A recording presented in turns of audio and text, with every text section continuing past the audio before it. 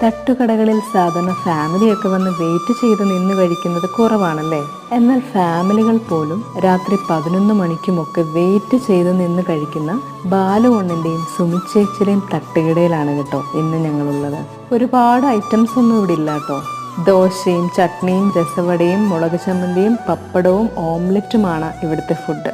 ഇവിടുത്തെ ചട്നിയുടെയും മുളക് ചമ്മന്തിയുടെയും ഒക്കെ രുചി ഒരു രക്ഷയില്ല കേട്ടോ. 2015 ഇവിടുത്തെ ഓംലേറ്റ് അങ്ങോട്ടൊക്കെ അതുപോലെ മസാലയൊക്കെ ഇട്ട് അടിപൊളിയാണ്. കസ്റ്റമേഴ്സിനോടുള്ള ചേച്ചിയുടെയും ചേട്ടന്റെയും പെരുമാറ്റം എടുത്തു പറയേണ്ടതാണ് കേട്ടോ.